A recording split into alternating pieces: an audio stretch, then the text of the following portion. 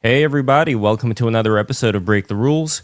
I'm your host, Lev Polyakov, and we are here today with Patrick, the Warrior Philosopher, with Ryan Croper. It is a great pleasure to be here with you guys, and we're going to be talking today about the astral realm, about various states of being in the spirit world that may or may not be that connected to the kind of warrior ethos that the Warrior Philosopher here talks about.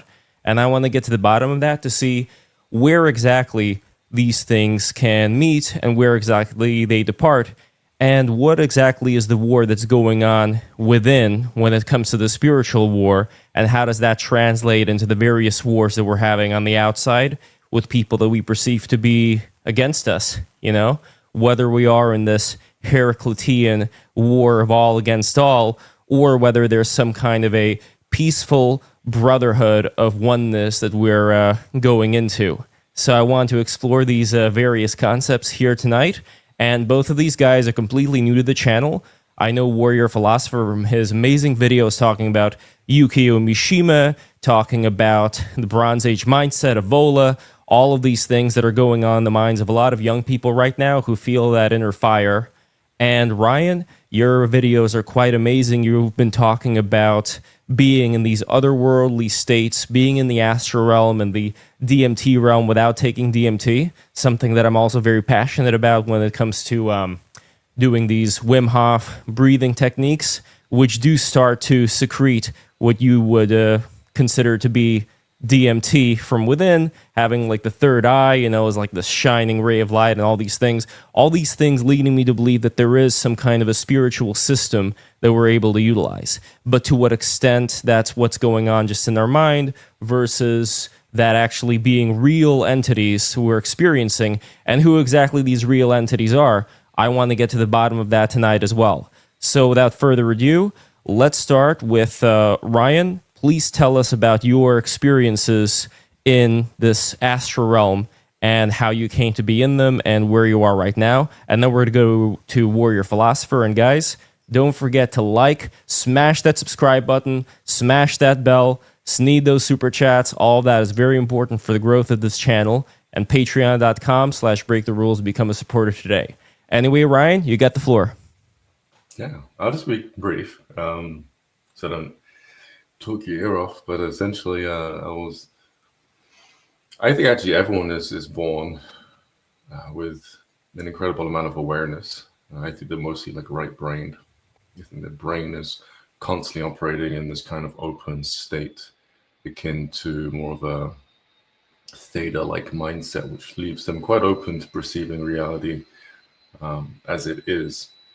And so I always find it strange when someone tells me they remember being a child, but they don't remember seeing any ghosts. They don't remember hearing any voices or any of their past lives. And I do wonder if maybe some people out there have it differently up here when they're born. But I am assuming that most people are the same, and most people are generally wide open and observing the world and just absorbing everything, right? So one of these things that I'd be absorbing is the spirit world. I would look around and I would see ghosts, and I couldn't tell any difference between them and my family. They were a part of my family. I think my family could see them until at some point I realized that they couldn't. When I lay down to go to sleep, I was put to bed super early, like most people, I'm sure. I would just stare at the ceiling for a long period of time.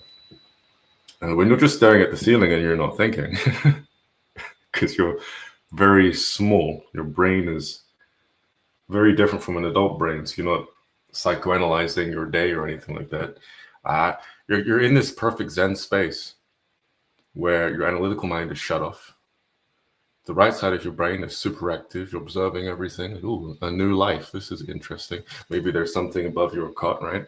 And then because you're in this open mind space of receiving everything, you may catch someone looking into your crib and then smiling at you every day for months on end.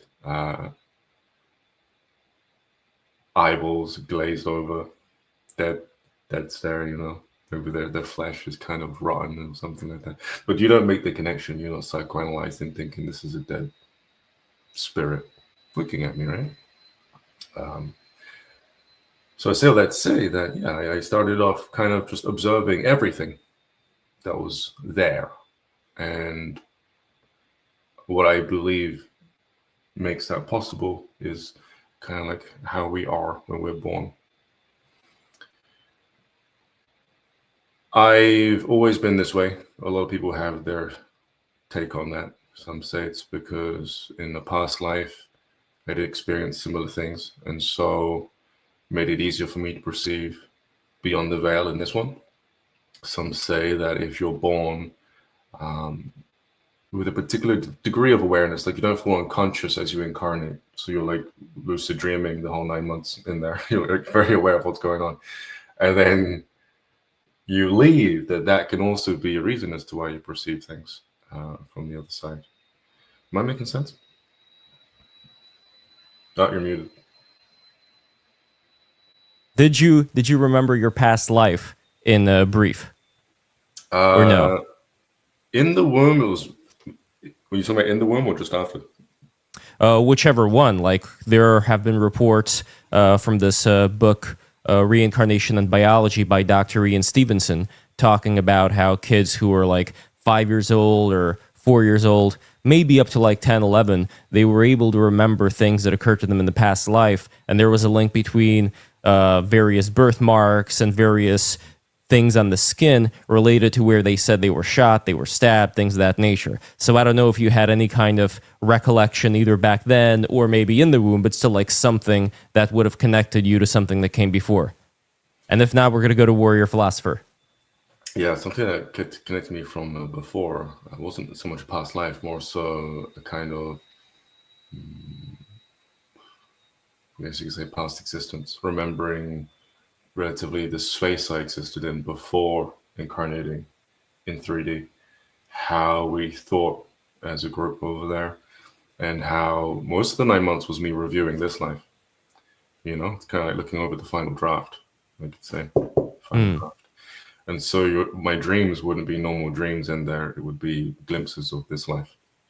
And from a young age, rather than remembering past lives, it would be me remembering this life in reverse. And then as I grow, I start living, find myself standing someplace I remember dreaming about when I was a child or when I was in the womb, when the plan was super crystal clear, you know? Recently, I'm into more so past lives, like intentionally triggering that. I have had some experience with ayahuasca and some like private meditations that I've done outside of psychedelics. But recently I found out that I was also at one point living in an isolated area, snowy area, and that I spoke Inuit, which was interesting. I don't even know a lick of Inuit, but I heard a specific word. I asked ChatGPT, and they were like, "Oh, it was like, yes, this is Inuit language. It means snow, and it's talking about the area you came from." And I was like, "Okay, cool. I'm onto something here." Very interesting. So, a Warrior Philosopher, did you experience any of these kind of things, or did you come to becoming a Warrior Philosopher just from more of an earthly type of way? Well, of course, I've had, let's say, experiences that shaped the direction my own life went, which certainly can be described under similar lines.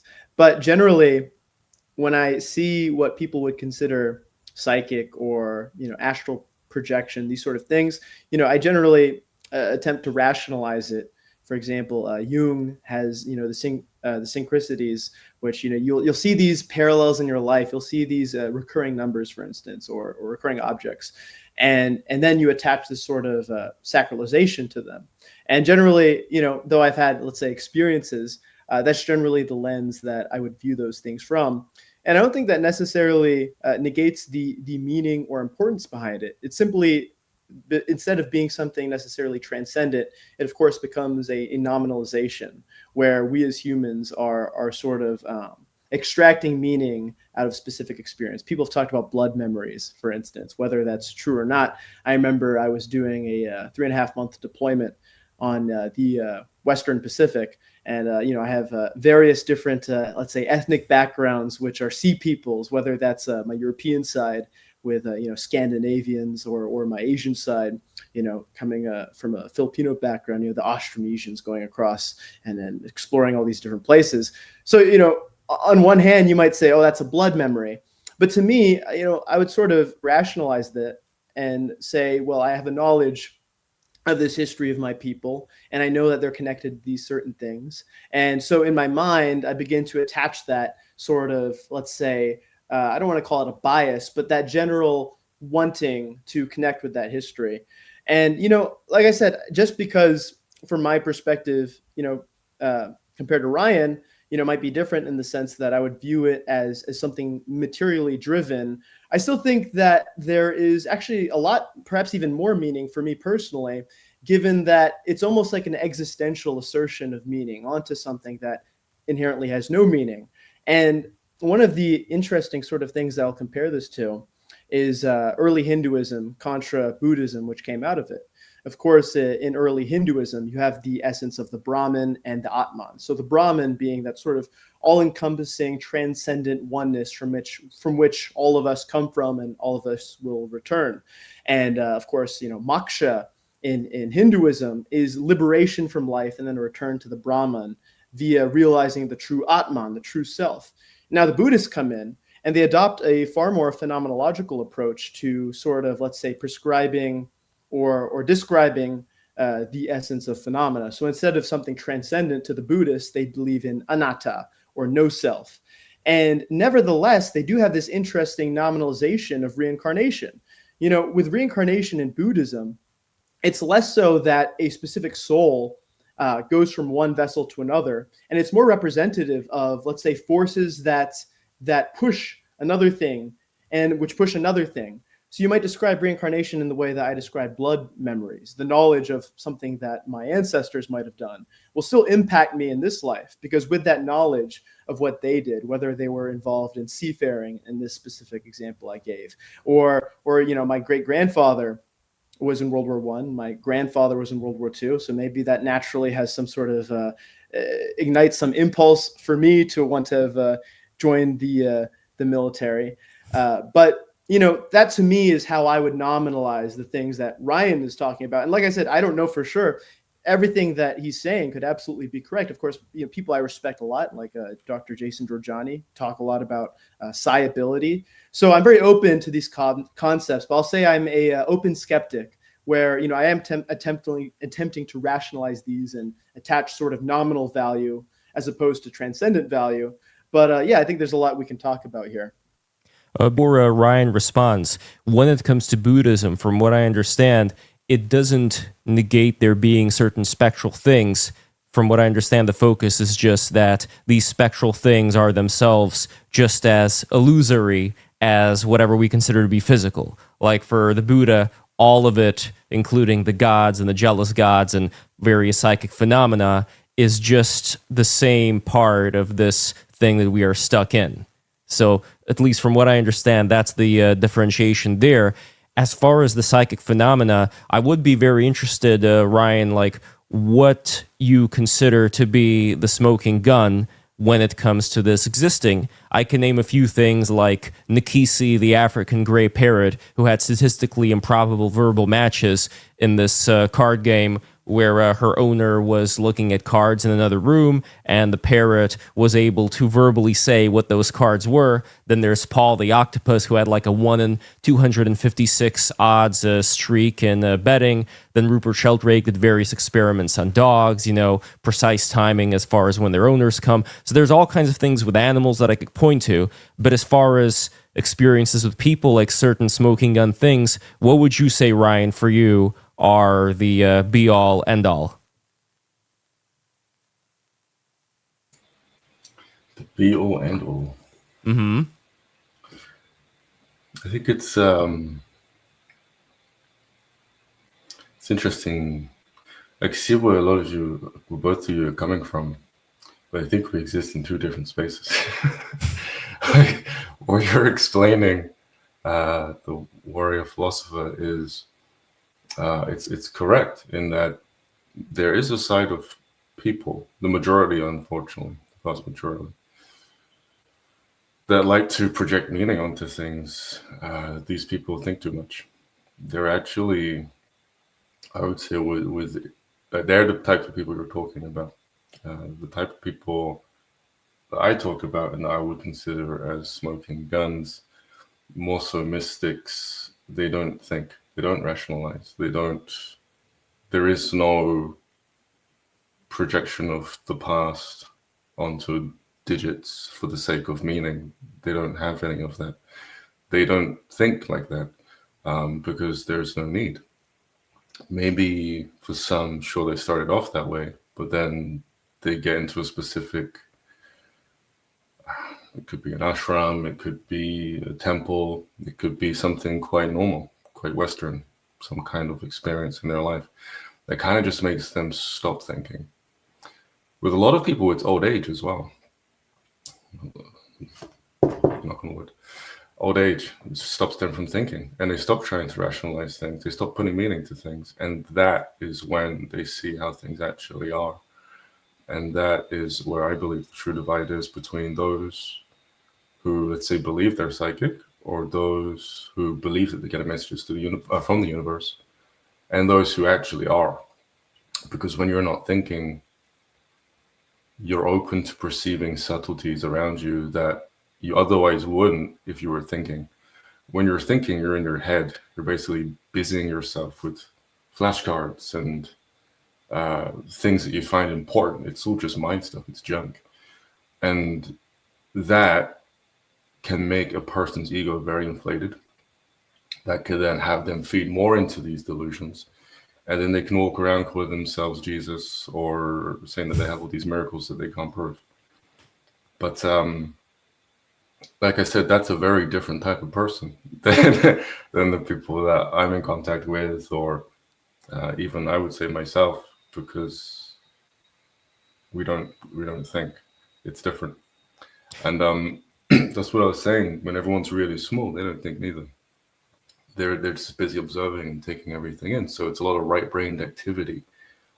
That's where all these abilities come from. It's where the true psychic abilities come from. It's when you stop thinking.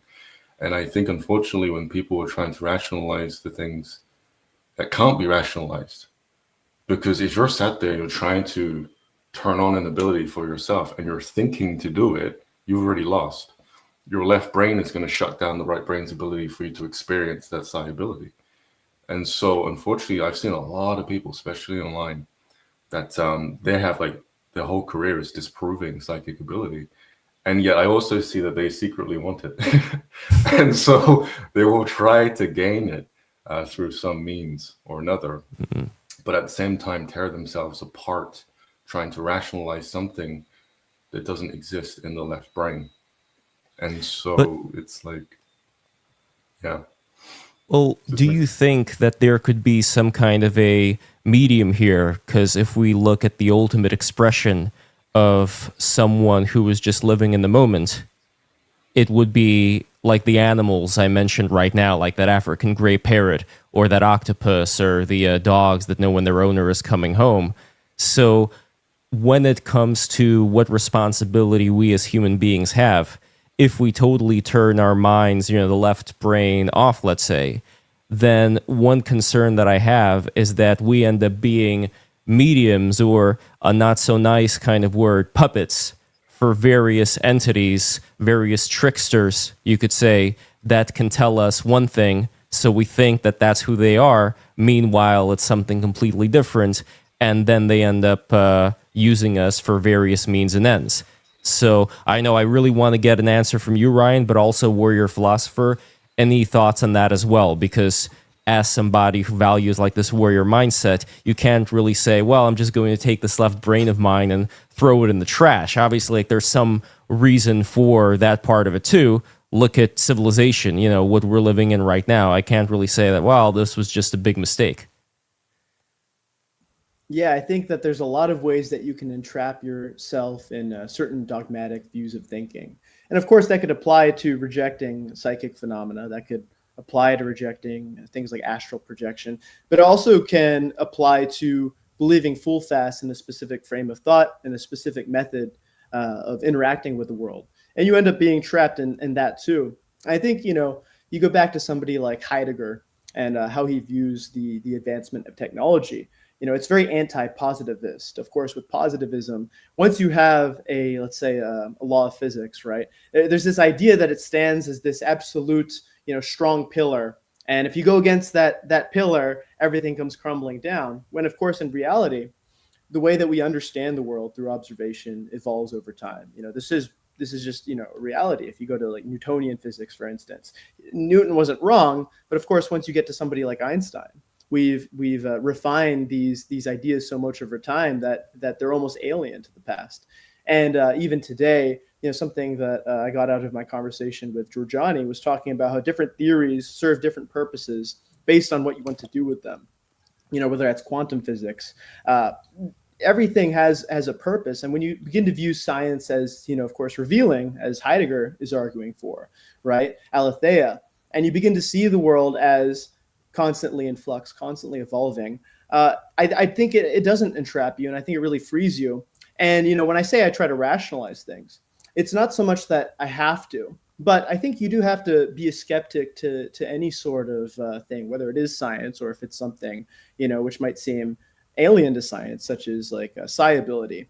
I think, interacting with these things in such a way where you are trying to get to the bottom of it, first of all, but you're also open to it, is important. I would say, in regards to the warrior mindset or martial cultures, action is at the forefront of, geopolitics, or even in the past, smaller scale, tribal warfare, let's say, or city-state warfare. Action ultimately takes precedence over, the sort of ascetic, standing on the side and observing. At a certain point, you do have to make a stand in the physical, right?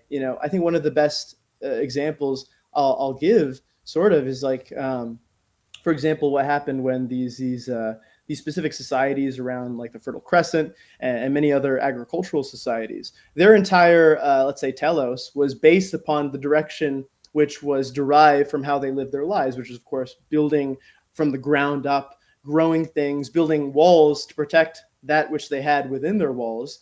And it was about preservation, right? And of course, from that, you lead to this ability to begin to seek the sciences, to seek religion, right? You have many rituals that come out of that. But then you have these warlike tribes from the steppes that their way of life is about constant action. It's about constant movement and constant losing and taking, or just outright destruction. And of course, as we see through like the Iron Age invasions, the Indo-European invasions, whether that's all the way in India or all the way to, Western Europe, at a certain point, I think action does take precedence. And that's not to say you should ignore, the ascetic path as well, because of course, I think it's very valuable. But at the same time, when you say we have to be, open to all these things, at a certain point, especially if we're talking about martial culture, astral projection for war, I think technics does take precedence in how that sort of interplays.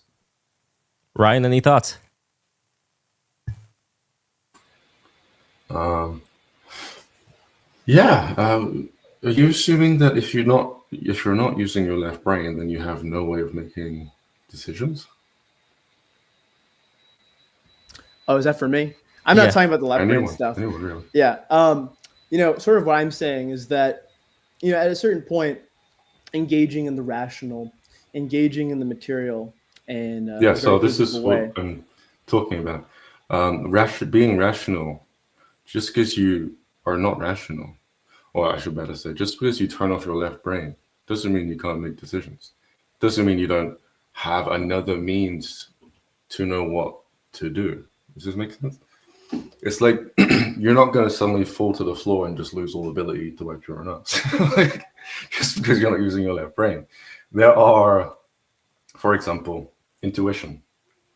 Intuition is probably very vague to a lot of people, but it's something that kicks in when you choose not to rely on logic, analytical thinking. If I take this route to work, I'll get there a little faster because of weather and my satellite, my sat nav says this, that, and the third thing, right? That's our brain trying to be ahead of the event to make things more convenient for us because we feel like we have to. And the reason why that happens is because we're in fight mode all the time, warrior mode all the time. That is why we're going to analytical thinking. How can we make sure everything is safe? How can we make sure I can get this result properly, save my family, save myself, depending on the climate, right? Or what's going on around you. If you're calm, if you're relaxed, if you're on a beach somewhere, you're in the present moment. There's no need to think. There's no threat in front of you. There's no need to be a warrior. There are people that are calm all the time. They don't have these types of environments where they need to push for anything.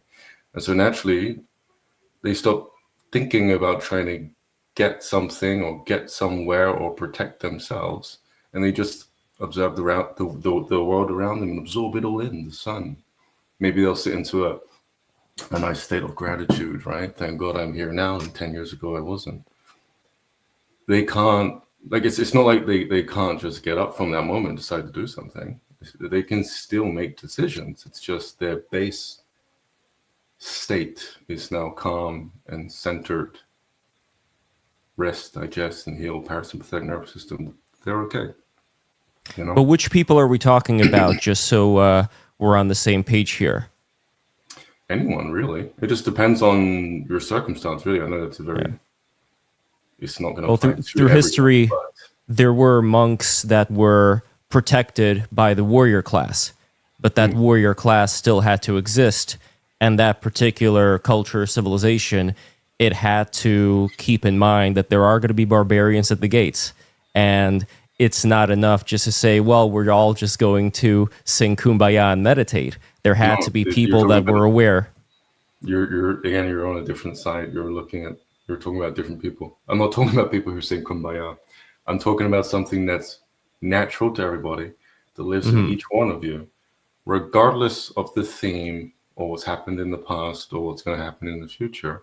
There's a space in you that you have access to if you don't overthink, where everything is calm, and you go back to being yourself. And when you do that, you're not thinking. And when you're not thinking, you gain ability. If you try to rationalize it, if you look at the past or the future to decide a certain state to be in, you're going to move around this state that you have freely available to you. You're in it when you're asleep, if you're not having nightmares. There's a moment right before you fall asleep where you're focused, hopefully not so much on the mind if you've had a busy day, but you're probably focused on your breathing, or you're focused on how heavy your body is, or you're focused on the cold side of the pillow on your face. And for a moment, you kind of just lose your sense of identity. Things don't matter anymore. That's not to say they don't matter in real life. It's just in that moment, it's not supposed to matter. You're supposed to go to sleep. You see what I'm saying? It's a different... I understand what you're saying, but is it possible for people who are in that mindset to be in that mindset, number one, all the time, and number two, if they are in that mindset all the time, to be able to defend themselves in war? You said you're supposed to be in it all the time.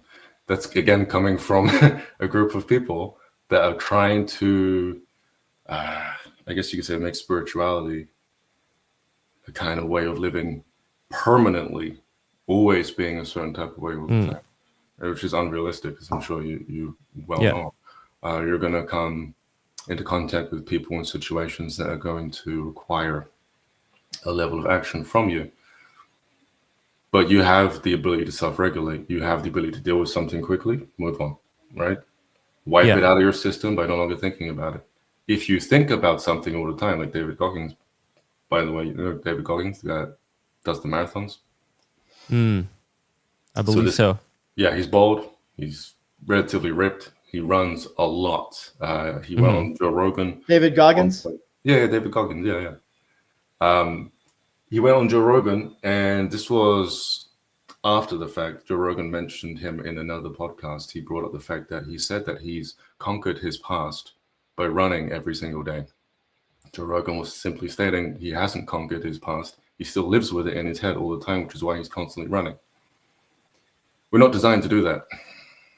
We're designed to deal with something in the moment, let it go, and move on, and get to a nice base frequency of calm, rest, your natural state. Otherwise, if you feel like you need to be a warrior all the time, which again, I don't think like that. I don't think it's one way or the other, black or white. I think that people are just, they're in environments that make them feel super aggressive. They're always stressed out. And so they need to channel it through some kind of a medium. I used to be like that when I was in high school and college. I did kickboxing and taekwondo. And I got very big and very strong really fast because my environment required that of me. And I didn't fight it. I liked it and I kept up with it. I played video games. I did things that supported what was happening to me at the time. But there were moments when I would go home and let that crap go because it's not my identity. It's not me. It's a result of my brain and my physiology. It allows me to keep myself safe during certain moments or other people. You know what I mean? So we can then be in agreement here, because I don't think, Ryan, what you said is in any way different from what Warrior Philosopher is talking about, because I'm sure that in your experience in the military, there were times when you were, in action mode, and then there were other times where being more like Ryan's talking about, accessing that right brain would be not just helpful, but would be essential. So I don't know. What do you think? Oh, you're muted right now, Warrior Philosopher. There we go. Sorry, I thought that was for Ryan. Yeah. Yeah, No. I mean, Yeah. no, I think contemplation absolutely is important. I guess more so what I've sort of said so far, more so sort of refers to the actual, dare I say, ontology of astral projection. Where is it coming from, right? And I think, then the question becomes, first of all, are we dealing with a duality, which I think is the case with astral projection, right? A duality of the physical and, let's say the transcendent, if that's an acceptable term for this. And, like I said, in terms of actual, psychoanalysis or whatever, yeah, absolutely. I agree with all that. And you need time for contemplation. You need time to sort of, shut the brain off, so to speak. I guess more so what I'm getting at is the implications of astral projection as a duality, first of all, and then of the actual sort of attachment of a transcendent element of it. Because with me, for example, a lot of people, when it comes to what they might deem a more materialistic outlook on life, generally see the lack of, let's see, is Lev still here? I'm still here. Don't worry. All right, awesome. Just making sure.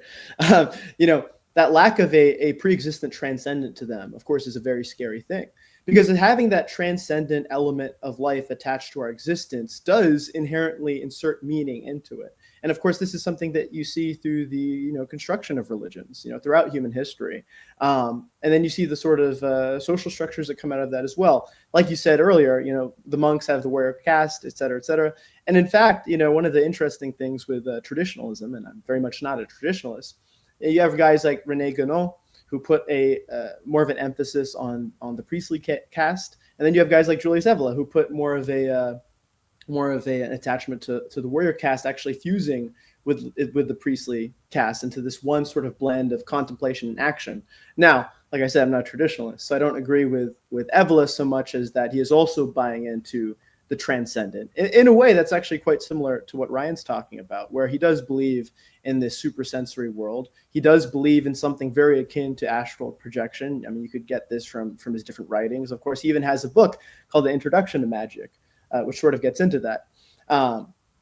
Yeah, I guess more so what I'm exploring here is, like I said, the implications of astral projection in its origin. Because for me, I think we actually enhance our agency and enhance our ability to interact with the world when we do treat it as this sort of, not quite a tabula rasa, because obviously we're influenced by our surroundings, we're influenced by our genetics, by all these different things that are prior to us. But at the same time, we also have the agency to take that and form it and make it malleable in all these different ways. And when you do say, okay, well, here's the transcendent realm, for instance, right? It exists beyond me. And then if it exists, then of course there's nothing I can do about it. So my agency can go to hell. But I do like the idea, and so far in how I've experienced phenomena and how I've researched about things, which could all be false. But so far through my experiences, I found that, especially with philosophers who treat the sacred as more of a nominalization, of more of a process of becoming rather than being. And of course, this is something that begins, probably back with Heraclitus, and even so far with Nietzsche or the likes of George Bataille, or even, to a very nihilistic degree, Nick Land. But to me, the sacred comes from a point of emergent properties over time. And that's why I really like, for example, Hesiod's theogony, which is the basis for the Hellenic pagan religion. And in the beginning, there's only chaos. There's no transcendent being that sort of fuels and gives back to life the way that the Brahman does in Hinduism. Chaos is these forces of that don't have a specific teleology, but then out of it emerges Gaia, the earth, Tartarus, the underworld. From there you get Kronos. From there you get the gods. And then from the gods, of course, Prometheus and Epimetheus conceive of man. And this is where we can get into Giorgiani, perhaps. And, by giving man fire, he gives him the ability to shape his future in a way that is based on technics, not based on accessing and appropriating the transcendent, but nominalizing a transcendent and sacralized reality through action in life. So I don't necessarily disagree with anything pragmatically from Ryan, because I think a lot of these things can be very helpful. But it is important to identify the origin of where these ideas come from, because that has a lot of implications. The implications of, is the transcendent prior, or is the transcendent like this sort of nominal sacralization, that we create through language, that we create through asserting meaning? I find there to be more agency in the latter. And like I said, I could be wrong, but this is how I live my life. And I found that it has given it a lot of meaning. And a lot of these things that Ryan are talking about, peace contra, chaos, or he doesn't use that word, obviously. I don't want to misappropriate what you're saying. But, sometimes a lack of peace is also great for artistic impulse. You see many great artists throughout history who suffered tremendously through their lives. And, the way I view art is very anti-utilitarian. This is something that came up again in my conversation with Giorgiani. He said, I'm very against utility in art. And I realized how right he was, because art isn't necessarily about, pleasing the most amount of people. It's not about having a specific function the way that Plato conceives of it in the Republic. It's about asserting something that doesn't have a productive purpose, that doesn't have an inherent meaning. And to me, that's a beautiful thing. Well, the art that we're seeing right now, unfortunately, is geared towards pleasing certain people, and we see how horrible a lot of it is. Nobody really wants to watch a comedy about somebody for whom everything is going well. You know what I mean? Like, there does seem to be this emphasis on society babysitting people too much right now, as opposed to, flinging mud at them and making them maybe a little bit miserable enough so that it does become a little funny. But I don't know, Ryan, what are your thoughts on what came before? Did we have this transcendency from the beginning? Like, how do you see the creation of all this? I tend to live from the perspective that it's all one and the same. I don't see it as one or the other. As transcendence as being something that you either throw yourself into 100%, or I believe what you're saying, complete action. And even, I don't see transcendence as projecting a meaning onto something. I'm not sure if I misunderstood what you're saying there, but the way I see life is very different from that. It's again, outside of all that. It's more like for example, I used to say on my YouTube channel to people that I wanted to get a managerial job in the hospital, and I took the interview and I was denied, because not that I couldn't do the job, but because there was a woman there that had been there longer than me, and she already knew everyone's faces. She knew their names. And I remember sitting there at the time. I was pretty young and immature in my ways. So I was like, why am I not getting this job? I didn't say it out loud, that'd be rude, but I was thinking in my head, like, what the heck? Like, I prepared so much for this interview. I have managerial experiences in the past. Like, what's going on here? And then they put me in the kitchen. Basically, they put me in the catering department of the hospital. And then when I was in that department, I realized while I was there, it was a perfect fit for me. It was like a family. It was the break that I wanted, which is why I took the job in the first place. Not so much to do so much, but to have an environment that was more calm and relaxed and put together. And through many people there, that's actually what I got. I thought it was through being the manager of a different department in the hospital. but it wasn't. It was actually where something was trying to push me into. And that's when you get into this idea of quantum physics, vibration, law of attraction. But from more of a standpoint of just today, actually, I saw another story of a snowboarder that went past another snowboarder. They were both in this out of bounds region, and he was upside down, buried in the snow. There's no way he should have been in that same area on the mountain, but he just so happened to find himself in the same area. Find him there just because he decided to stop because he was moving too fast. If he decided to keep going, he would have went straight past the person who was upside down 7 feet deep in snow. He would have died. So what was it that made him decide to go off the beaten track, quite literally, go in the out of bounds region of the mountain, go really fast and decide to randomly stop? You know what I mean? There's this, I'm pretty sure the person that was buried or was about to die wanted help and then completely gave up. And that urge to be rescued, that thought left his body, made its way into the immediate environment. And then the person above the mountain that had no idea that there was a stranger down there dying suddenly decided to change his course of action. And conveniently, synchronistically, happened upon him, not just out of one instance, but many actually that shouldn't have happened that day. Many changes in his thought process that he doesn't usually do. Heck, the only reason why he went up there in the first place and went off of the beaten track, so to speak, is because he had met someone at the bottom of the mountain prior that he said was basically impossible. Whenever you go to the same mountain, you never meet the same person twice. Yet he so happened to meet this person that he had actually already been there with before, ages ago. And then that person said, hey, let's go up here. And rather than following the rules going down this track, let's go over here instead. You know what I mean? So there's all these little synchronicities. Sure. And what I mean by this is there's this, I think as creatures, human creatures, and I'm sure there are other people out there too, that we live in a kind of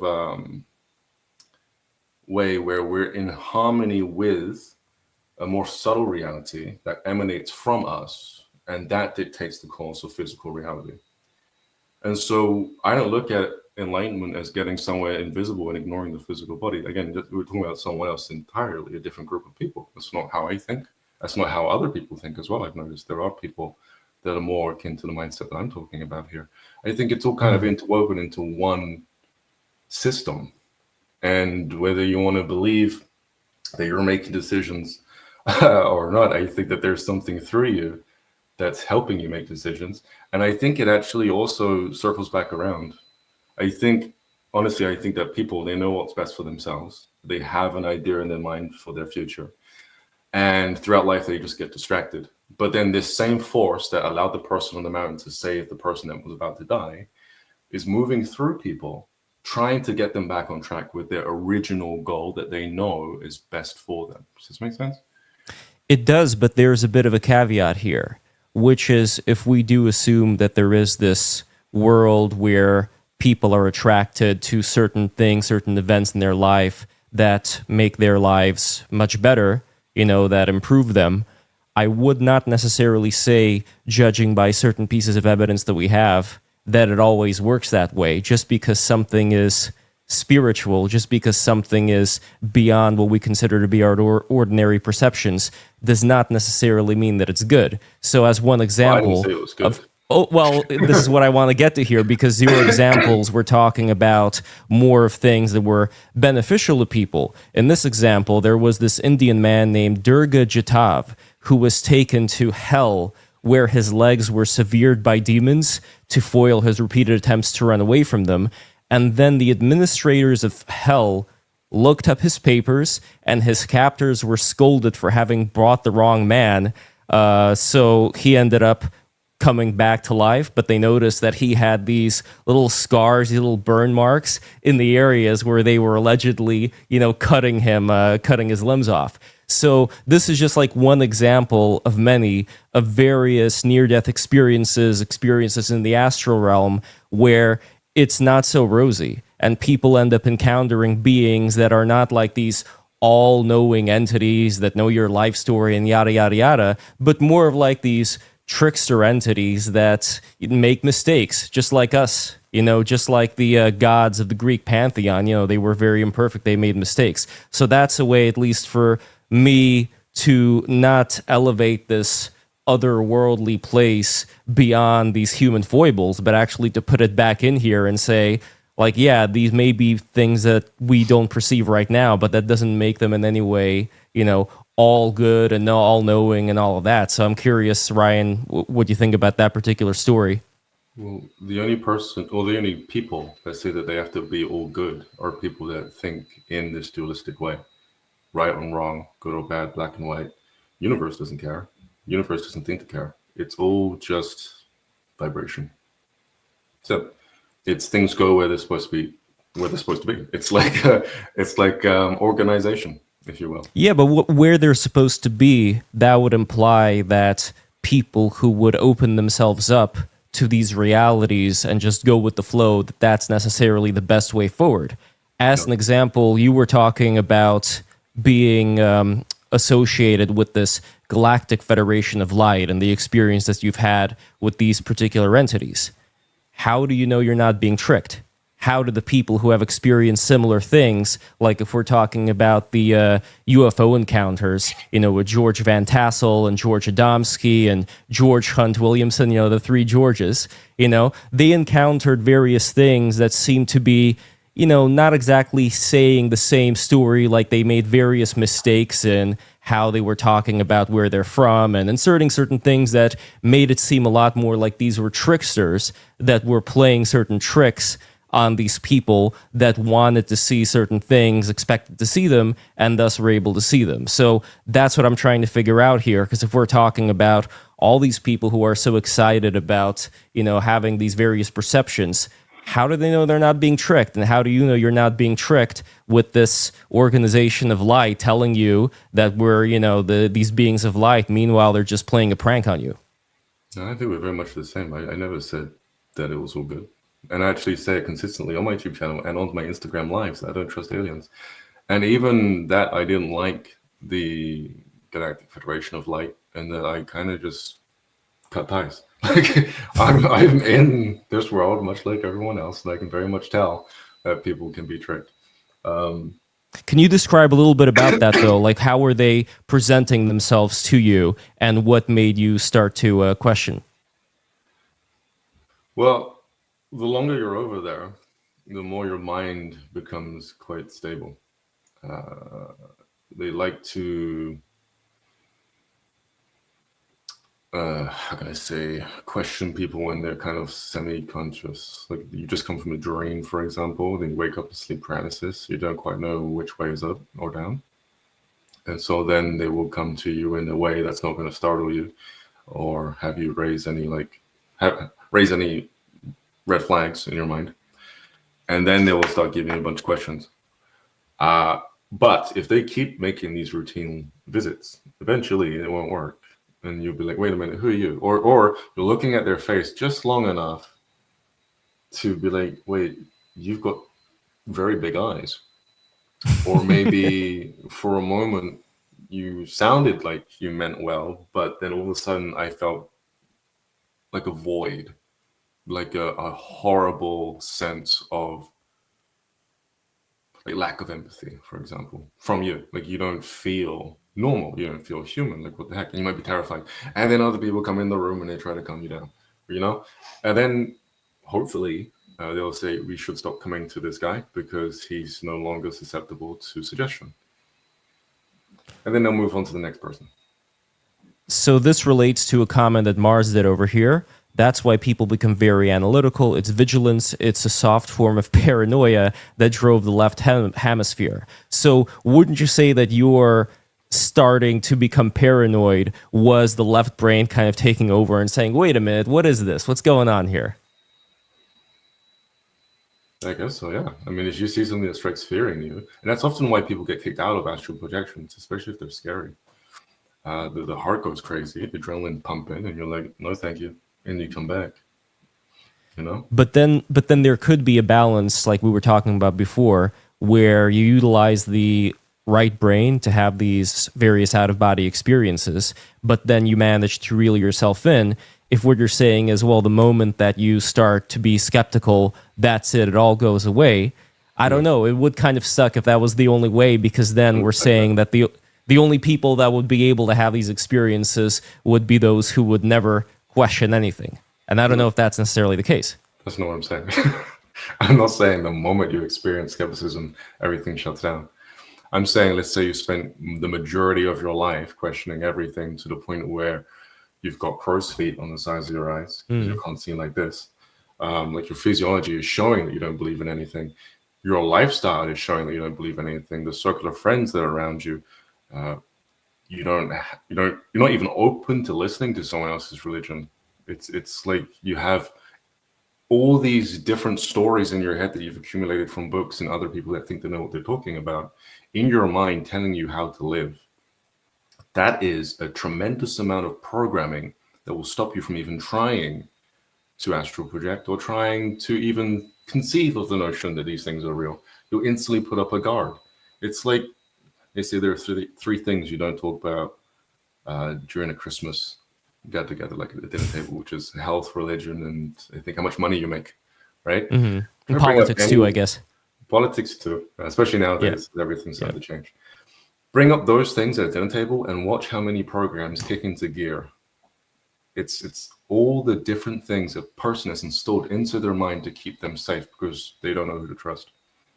Well, and then before I get to Warrior Philosopher, what you're talking about then sounds like the other end of the horseshoe, where one end of the horseshoe would be people who are, like you were saying, completely numb to any kind of experiences that they can't explain, and they're always trying to put on a materialistic hat on whatever situation they encounter. But then the other side of the horseshoe, I would argue, would be the people that are so open that they're liable to get tricked. So it almost seems like the best way is to find this middle ground, right? Where you would be open enough to have these experiences, but then you would be able to affect those experiences with your own sense of inner logic. And I want to bring this to the Warrior Philosopher now. How do you see that inner logic working, and how do you make sure that it doesn't ossify into this very rigid type of materialistic mindset? Like if you were to give yourself over to experiencing these things without, opening your mind too much, that you end up being under control by something, how do you strike that balance, you think? Well, I think the most agency is gained through opening yourself up to different experiences, but not needing to prescribe a specific origin from where these experiences are coming from. I mean, something Ryan brought up is that, on the opposite side of the spectrum, you have people who sort of become mimetic, like they become a mimetic of their life, their upbringing, all these different things that influence the way they think. But I think you could also fall into that same boat, for example, through something that's immaterial. And I mean, everybody is a product of their lives. Like nobody is completely free of mimicry. Like we're all mimicking something. And this doesn't have to be a bad thing, by the way. I mean, in a lot of ways, the sort of Buddhist reincarnation is almost a form of mimicry. Or for example, a lot of people talk about LARPing on the internet, and they say, I think the funny thing they always say is like Achilles LARPed as Hercules, and then Alexander LARPed as Achilles, and then Julius Caesar LARPed as Alexander. So mimicry is I don't think it's necessarily a bad thing. But I guess what I'm getting at is this sort of mimetic of living can apply to also the immaterial as much as the material, to the point where your life becomes about justifying these supersensory experiences, based on everything that's happened in your lives. And I think you could also get trapped in a box of belief as well. And it goes both ways, obviously. It's not so simple. But, the way I approach these things is that any attachment to these sort of experiences, it is also a prescription. The same way that I'm prescribing it rationally, attaching a specific meaning to astral projection is also a form of rationalization by saying it is, part of this astral plane, for instance. And, the word dualistic was brought up. And, the very essence of what I'm hearing from astral projection is a duality of physical and that beyond the physical. I mean, the astral plane, either it's, an outgrowth of phenomena, or phenomena is an outgrowth of that, or they're two separate things. So I guess what I'm getting at here is, when we begin to prescribe all this specific explanations. For example, you guys brought up certain events where people felt drawn to a certain location, and we say, okay, well, this is the reason. Where there could be a variety of reasons, and yes, some of them are unexplained, and we shouldn't always have to explain things. But I think that also can apply to different doctrines that are anti-materialist. Because on the other hand, if you try to say, well, this is not via the material, you're also getting in that same sort of closed-mindedness where you're not opening yourself up to learning. And I think, my personal way that I approach this is, like I said, through nominalization, through embracing things that aren't necessarily productive, not necessarily utilitarian. I mean, I'm a very anti-utilitarian thinker, I would say, in the sense that, most great things in life that we tend to enjoy hearing about or consuming in terms of art were very anti-utilitarian. There were stories that were brought about by foolish behavior that was intentional, that was trying to assert yourself on reality. You think of, for example, the Judgment of Paris in the Iliad. He had three choices. If he went with Hera, he would have become a king of Asia Minor. If he went with Athena, he would have been the greatest tactician. But if he chose Aphrodite, he would get the most beautiful woman in the world, which was Helen of Sparta and eventually Helen of Troy. And by picking her, he ignites this great war, which leads to the demise and ruin of Troy. But that didn't happen from any clear explanation. This was a very irrational choice by him. And I think when we begin to try to overly prescribe things, whether in the material or the immaterial, or let's call it metaphysical, I think you lose sight of that irrationalism that is actually necessary for the outgrowth of beauty within life. And, for example, like I said, art is largely an outgrowth of the irrational. So I just think, you have to be careful with how much you try to overly diagnose phenomena in such a way, and that could apply to materialism, and that could also apply to the immaterial. And I think that's perhaps a middle ground that needs to be sought after, and doesn't have to be answered per se, but it's something that has to be a constant repetition of thinking about it. Ryan, what do you think of that? I think that's thinking. I think. Well, thinking, but he's saying the opposite, though. He's saying that by not thinking, by just going with your gut in a way, in a lot of these instances, that ends up creating a lot more art than doing something intentionally for some kind of an outcome. If I understand the Warrior Philosopher correctly here, right? I could rephrase it. Obviously, there's choices that lead to a specific outcome, but a lot of the things that make life beautiful, and this is where Heidegger comes into play as well, when you overly try to direct the path of Daseins, of beings in the world, you end up with this point where you limit this sort of poetic synthesis of different things because you're overly trying to rationalize things, you're overly trying to prescribe things. Now, specific choices are necessary. If you're going to build something like the pyramids, for instance, you need an architect to put all these great stones together, or maybe the aliens created them. Who knows? But let's sound tech, assume, yeah. But so there's both necessary. But I guess what I'm getting at is you can't just say that a material over rationalization is this thinking. I mean, you're thinking by trying to rationalize astral projection within a specific frame, I guess is what I'm getting at. So who says I'm rationalizing astral projection? Well, you're rationalizing by talking about it, explaining how to access it, how to seek it. It is sort of nominalizing and explaining through language how these things are and how these things are being in the world, if that makes sense. It's still trying to attach some sort of description to them, because obviously with language, we very much have to, right, put it in a box of what these experiences are. But there's experiencing it, and then there's explaining it. And just because you're explaining an experience doesn't mean the experience isn't real. It just means you're trying to make sense out of something. Yeah, and that's what I'm getting at as well, is that I think that if you have to rationalize that this is but part it's of not. the transcendent I think what's plane. going on is the word rationalization. I'm not using that term in the sense of making sense out of something that, you know what I mean? Because there are people that try to rationalize things to such an end that they turn it into Swiss cheese, and now they're saying something that isn't real. They're making stuff up at that point. But could it be that since you're asserting, for example, you would say the astral plane, is it separate from the physical, or are they one thing? That's what it's not black and white, chalk and cheese. It's everything works with each other to create some kind of plane that you can experience. So then if you open your third eye, or you take something, or if you're very extrasensory perceptive, you can feel the astral plane. There are people that can create doubles in the astral plane whilst being wide awake and coherent here, and attach it to physical objects and make them move across the table. You know what I mean? It's all universally connected. It's not one or the other. But what I'm getting at here is, could it then be an outgrowth of phenomena, like the astral plane? Like, so I guess what I'm saying is, what I view the astral plane experiences as, I view them as an outgrowth of phenomena, an outgrowth of material, where we have our brains and there's nothing prior to us that is the astral plane, but that we project it. Like, could that fall within your framework? No, because it's not, again, it's not true. Then you're asserting something. It's not one or the other. I'm not asserting. I'm merely explaining an observation. You have subtleties of matter that start off first, because it's like a distillery. You have the water vapor before it turns into something that you can see and drink. Same thing with reality.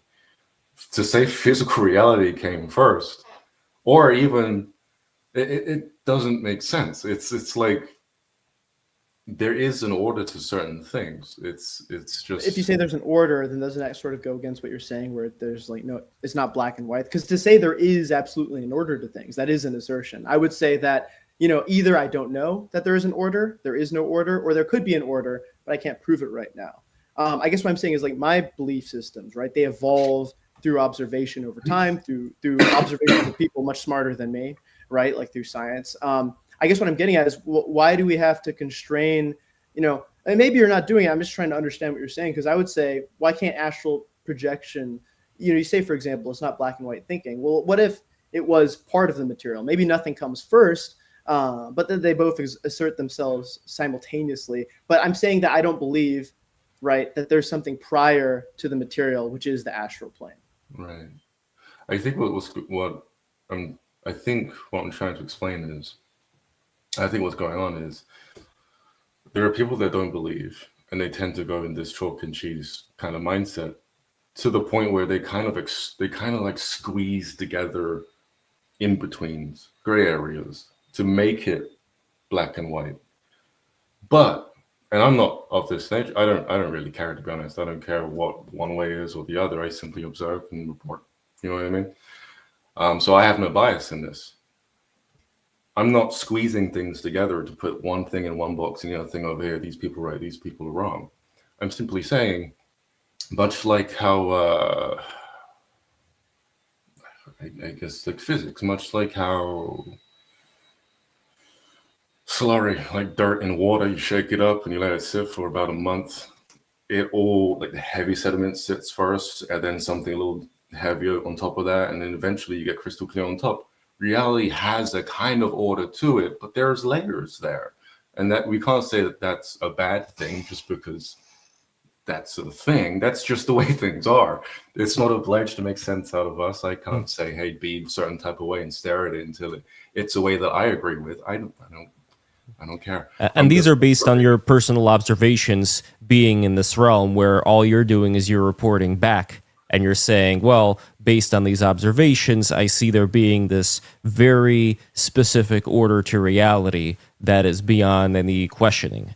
So is that just a matter of the same kind of Aristotelian observation that, let's say, a warrior philosopher, you have not yet experienced, but once you do, then you would be able to possibly have the same mindset as Ryan does? San Pedro. Is that for me or Ryan? Yes. Yeah, that's for you. Yeah. Well, I don't want to get too much into detail about this specific thing, but I'll say that I did have a, clearly I was given drugs during surgery. Let's say it that way, right? Totally was that during surgery, prescribed by a Dr. Feelgood physician. Exactly. Right? And I did have one of these, out of body experiences, let's say, and from my perspective, and maybe this is very different from what Ryan's talking about, but describe how that experience was for me. The way I felt was, it was like I was looking down from the perspective of the night sky, and I was viewing all the things in my life that had taken place thus far, and it seemed very absurd to me. So at the time of my surgery, of course, I was like 17 years old. I just won like a major jiu-jitsu tournament. So like that was kind of my life up until that point, was like martial arts. And, in this out of body experience, I was looking at all this stuff like, this is absurd. This is fucking stupid. Why am I doing all this stuff? So it was very interesting. But I guess, in terms of like understanding it, that may be very different from the experiences Ryan is talking about. I guess what ultimately what I'm sort of comprehensively trying to say here is in regards to this stuff, it's not super different, I think, to what Ryan's saying. I'm not trying to overly prescribe any sort of explanation, but I think when we begin to try to understand something, we do have to sort of have a base level of understanding, you know, and it could be proven wrong later, but we begin with specific observations, dare I say heuristics, right? Like we're talking about, you know, you mentioned the water, for instance. That's something you observe over time, you make note of it, and, you know, you do try to, you know, because you may say like you're not supposed to understand it, but on a certain level, you make YouTube videos, right? And they explain to people how to access this. That is a form of. Who said you're not supposed to understand it? Well, I thought that was what I could be wrong. I thought that's what. Yeah, we got to rewind the tape back. But from what I understand, Ryan, I said that it's not like universe isn't obliged to make sense to me, but it doesn't mean that I can't have moments where I understand certain things. You see, this is what I'm saying. Like, there can be moments where you understand something that you're observing. There can be moments where you don't understand it, and it doesn't have to be what you want it to be. You know, not everything that you see needs to make sense, but sometimes there are moments where they do make sense. And there are groups of people out there that also come to the same conclusions, and you start mapping things out. And yes, there is a process of elimination where you're like, well, that was wrong. Let's go back to the drawing board, right? Let's go over here and over there. But what you'll find is those who are really in tune, those that aren't thinking when they're experiencing things, they're understanding it not with logic, but with a part of either their soul or their mind that gets it on a different level. It's not a gut feeling. It's not the logical brain that we use a lot here. It's a part of us that actually understands the language of how everything's put together. And when you have like a train like the internet, you have people that are very logical and they're trying to make sense out of it the way that they think. But if you filter through, you'll also find people that are interpreting in ways that are actually very accurate because they can tune into this kind of understanding, which again isn't like left brain thinking. It's like this. It's a different part of us that can make sense out of it. Well, not even make sense out of things. It just kind of knows how things are. Well, and then there are people that do a little bit of both. So how do we know if something's accurate in this case? So this is where I always say you got to find out for yourself. Leave the body, stop thinking, remember how to understand things in a way that hasn't been taught to you through like a process of elimination or some other kind of strategy, and go see for yourself. And then what starts to happen is you realize that, wait a minute, no, there is a part of me that does understand this. And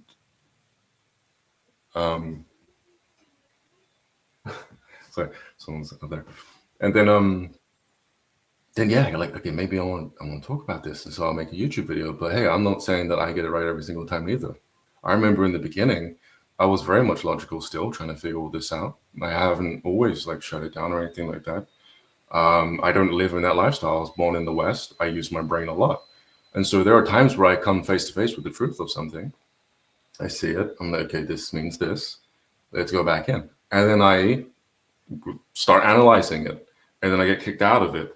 And then maybe I'm trying to piece together everything. And I think I have something that's credible. Then I later find out that it's wrong. Because I've turned it into Swiss cheese. My monkey brain has tried to make sense out of it. And people in Zen Buddhism try their best not to do this. They have whole practices around not messing up information that they're experiencing so they can come back and document it. You know what I mean? But when you have like a Western psychic or someone who has that mentality to think a lot, we can screw it up quite a bit. But I don't know if that's... But how is it possible to properly document something that you're saying you're experiencing this with a part of our being that does not really lend itself to the same kind of left brain logical interpretation of reality? So you're experiencing this, let's say, with a particular sense organ that wouldn't really be good to translate to here, yet you still have certain experiences that you call by certain names. So you would be in the hell realm, or you would experience succubus, or you would be on the moon. You know, you would have very specific things that you're outlining in your YouTube videos as far as I'm experiencing this. So there is a translation that takes place. And the thing that I'm trying to figure out here is that if you are translating something into our reality, then how do you know that you're not being tricked when you're translating in that way, beyond just saying, well, I experienced this weird thing and this is what it says it is, but obviously it could be lying. Like there are still people that come away from this thinking, well, he actually did experience this and this and this, and this is exactly like what the hidden truth is that maybe someday I'll be able to sense with this special organ, but for now I'll just trust this person. You know what I mean? Like there's this suspension of belief that people may have when it comes to, well, how do I know that these particular experiences are not just masks that are being worn by whatever spectral trickster is engaging with this person? Right, and that I would say time. Time, watch the person, and see how they develop when it comes to their journeys. Because what I've noticed in my life is that there have been times where I have been tricked, like way in the beginning. But like most people, you tend to develop a sense of around BS, whether it's coming from a person or an alien. And the thing is with being outside of the body is you develop these feelers around what's tricking you and what's not. And you become kind of like in the beginning, yeah, you are like thrown around a lot. And even by your own mind, that's the problem with the astral plane is it's like a, it's like, what do you call it? It's like a information layer where thought can be projected into the space, not just from the individual projecting, but also other people around them that are living. So you can actually pick up on thought projections from other people around the world. And you can also create your own thought projection and project it to another person around the world. And that's when you get people dabbling into like witchcraft and of that nature, or like dark shamanistic stuff.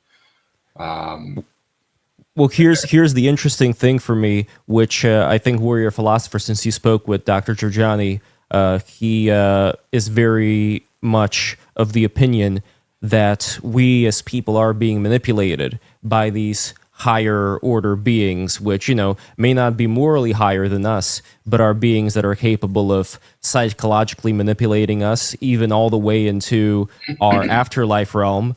So, for example, the whole tunnel of white light, tunnel of white light, the life review, encounters with dead family members, and like the presence of the angels and demon-like entities in these heaven or hell-like afterlife scenarios. It suggests to him that there is some kind of a vast machinery or complex machinations that have been put in place to manage the transmigration of the deceased. So when it comes to beings that are capable of doing that, as well as beings who are capable of going in and out of various points of time, we're dealing with somebody who, at least to my naive perception, would be very much capable of addressing all kinds of sensitivities that you may have in such a way as you may think that your perceptions are correct here. They may trick you in such a high level that you're going with it. You can go above their level if you want to look at it like a high level. I look at like skill set really, and energy. Of course, they're around there for a while, so they have a lot of energy, and they've been around a lot of people. They study your mind, and so they have a lot of skill. But still, you can still outskill them, and you can see the fake light, and you can be there. I've been in the fake light one. I've heard about that too, and I heard about it after the fact too. So I was in a room where there were people lined up, and this person with a notepad was like tricking people, going through doors and stuff of that nature. And I've been in the real one too and looked at it like, wow. And I've been in the real one not only on ayahuasca, because I too was a little bit, not only was I too a little bit skeptical of what I was seeing, like healthy, I would say. I used to call myself a healthy skeptic when it came to astral projection, because everything I saw, I didn't take at face value. I thought, okay, let's find a way to leave the body and try again. Try again. I'll build a little log before I made a YouTube video to make sure that I had something kind of concrete.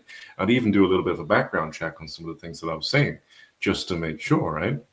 There was one story about the devil that I didn't post forever, and everyone wanted to hear it, but I didn't post it because I didn't believe in it. You know what I mean? And so it's like, you can get your mind to a specific space and have that skill to perceive when someone's faking a thing. And not buy into it.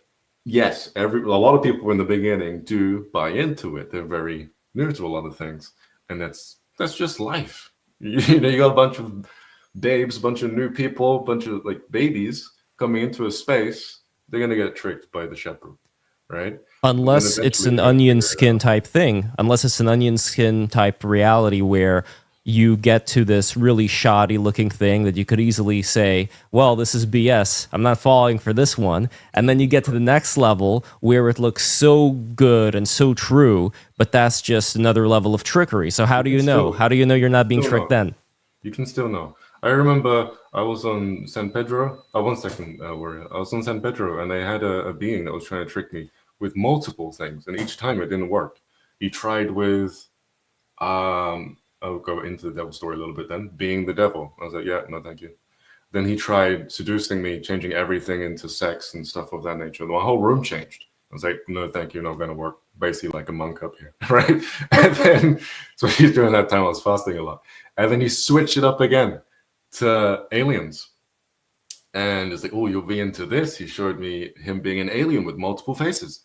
And I was like, you're that same dude earlier in the trip. And then it would disappear again and then come back again as all spiritual. You'd be a statue, a golden Buddha, there was light everywhere, and all these Buddhas. And he was talking about, he switched up his language. But I saw right through it. I could see, I could feel. I was like, you're the same being again. And so, like, there, especially if you, like, at the time I was on San Pedro. So if you take something, your mind's going to be elevated for you, depending on what it is. Knock on wood, dare I say.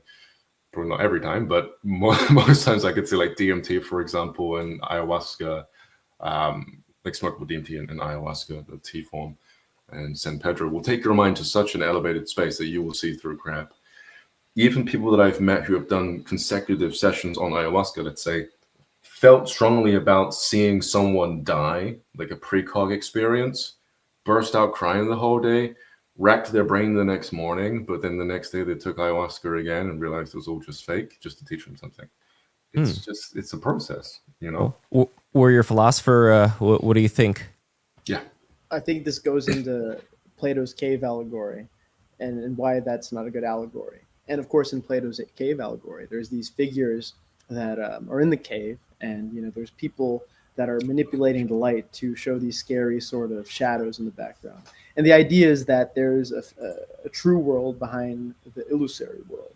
And then you get somebody like Baudrillard who comes along and says, well, this allegory is not sufficient. Who's to say that the person who escapes the cave has actually escaped the simulation, so to speak? Who's to say he hasn't stepped into another simulation? And I think, especially regarding simulation theory, I'm planning on reading this book by a physicist named Marvin Velpson. And he comes up with something called the second theory of infodynamics. And essentially the thesis of his argument is that we do live in a simulation because the laws of information don't follow the laws of physics. I have to get into it, but I'm just mentioning that there's people that are, playing around with this idea. And if you are in a simulation, then there's this idea, especially with ancestor simulations that Giorgiani talks about. There's a programmer to these simulations. There's programmers that could potentially tap in to the simulation as like avatars, right? The same way that we do in a video game.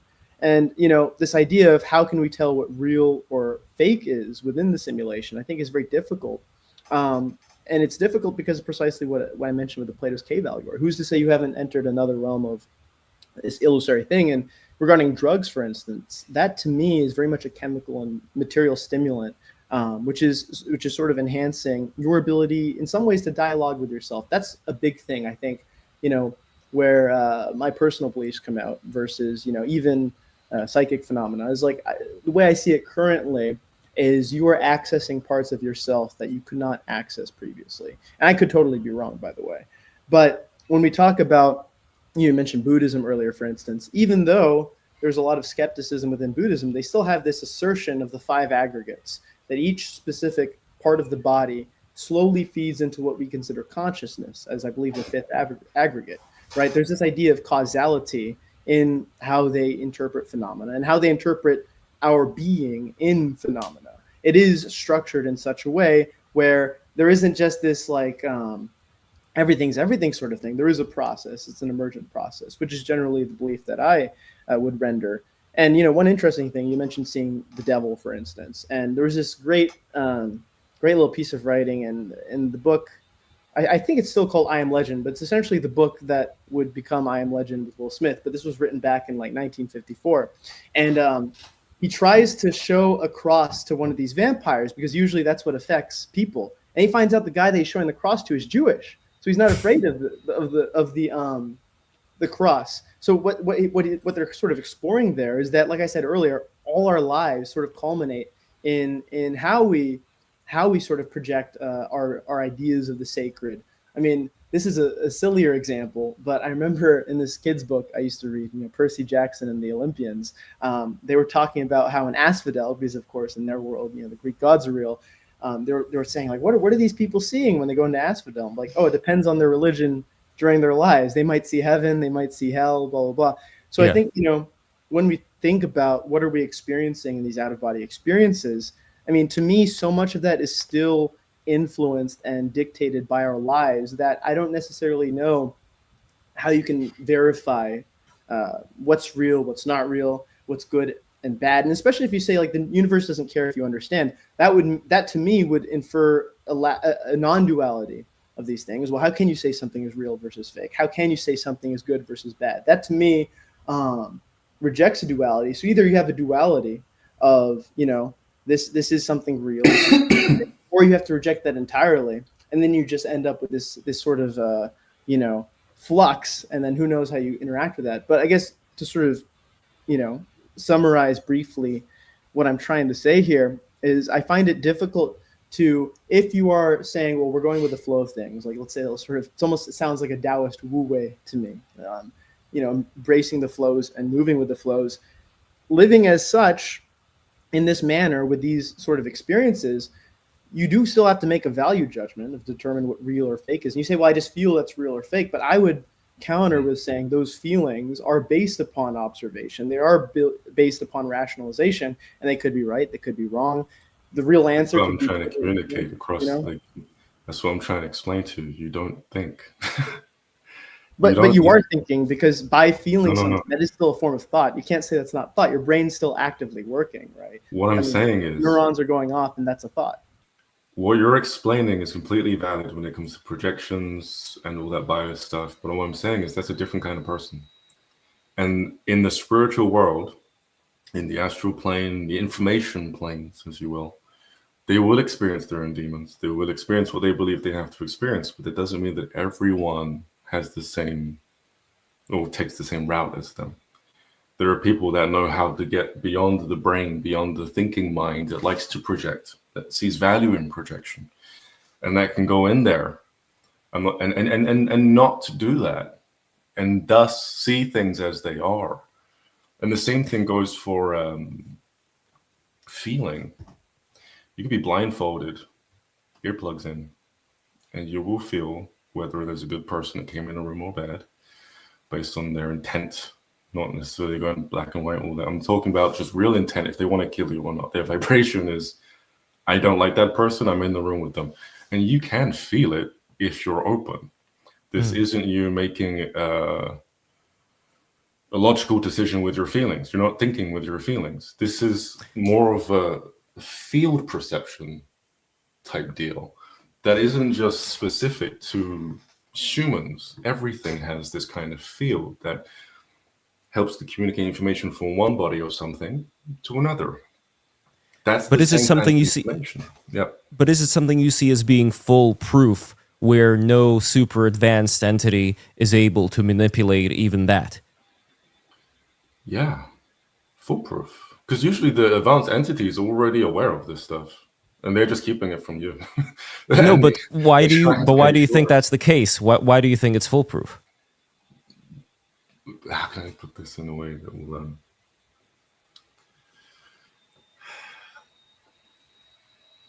Have you heard about koans?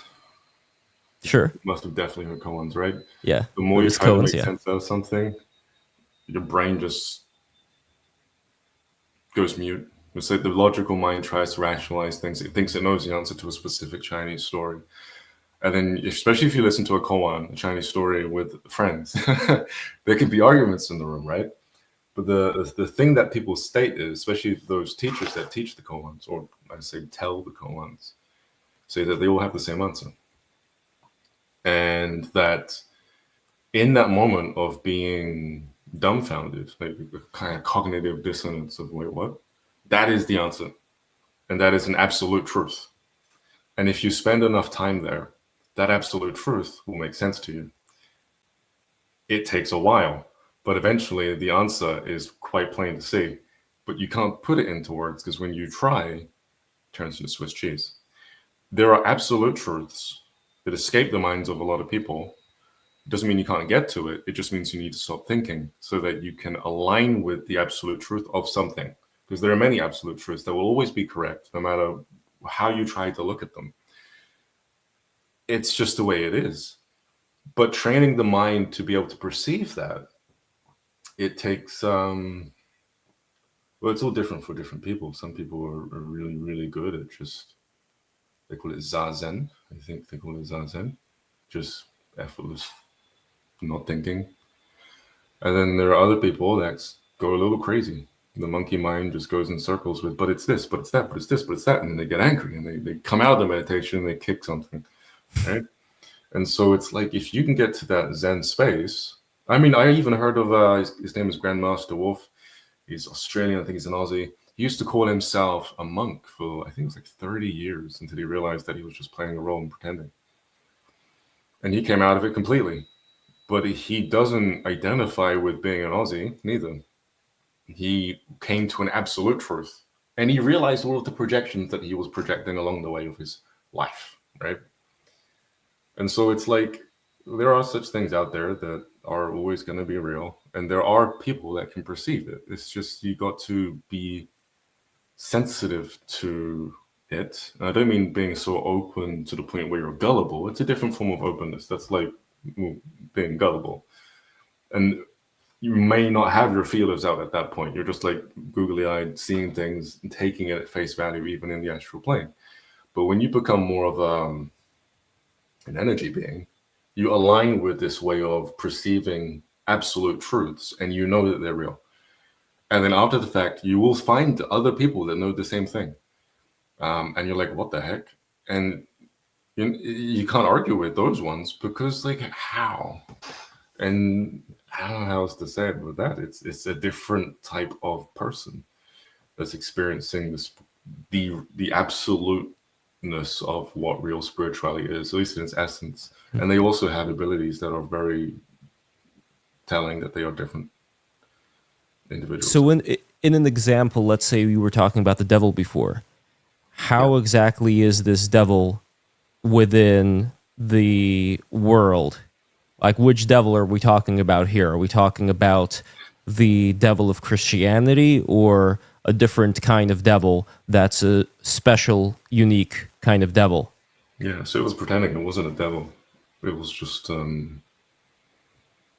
was I want to say consciousness, but I don't like that word, because you can't be consciousness, because being conscious is a doing, right? You can be unconscious just as well as you can be conscious. So it stands to reason you're not consciousness. Same thing with being awareness. You'll be aware one moment, then unaware. So it stands to reason that you're not awareness neither. But there's this thing that people tend to just settle on, in Zen at least, as mind. And I remember being in school, I used to think the word mind meant brain, like brain activity. But really, it's just people throwing in words in a pot trying to describe this emptiness that we kind of, like we're like the animating force of life, right?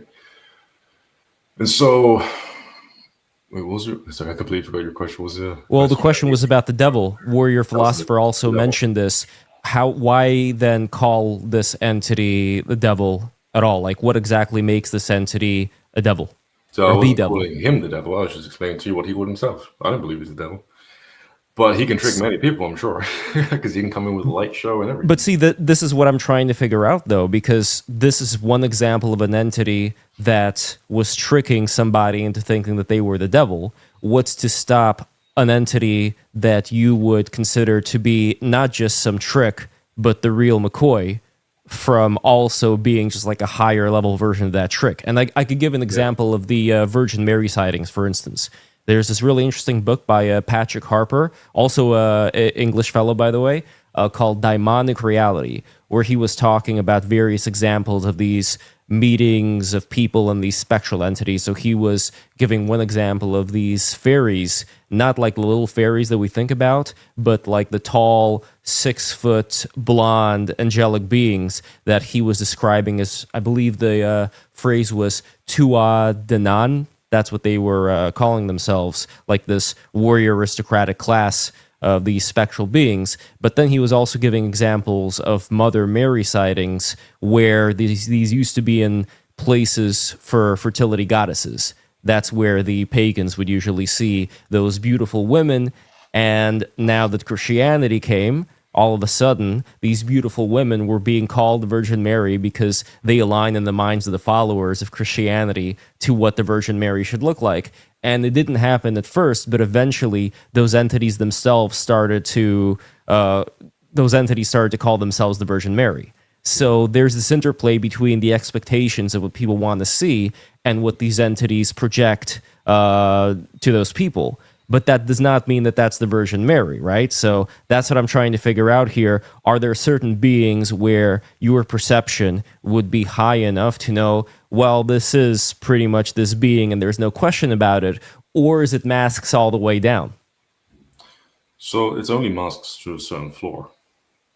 And then you will see through every mask. Like they don't... That's what I'm trying to say. You have it within you to not be tricked at all.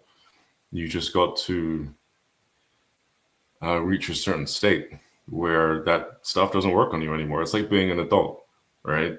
Like if you're a kid, people doing like very bad magic tricks in front of you, you're like, whoa, it's magic. And then you get to a certain age, you're like, wait a minute, it's completely fake. Of course, there are better magicians out there, of course, but you will always be able to learn or find a way to understand how they're doing something, until you get to the people that aren't actually faking it. And you're like, wow, okay, the only explanation is they're actually tapping into something that's real.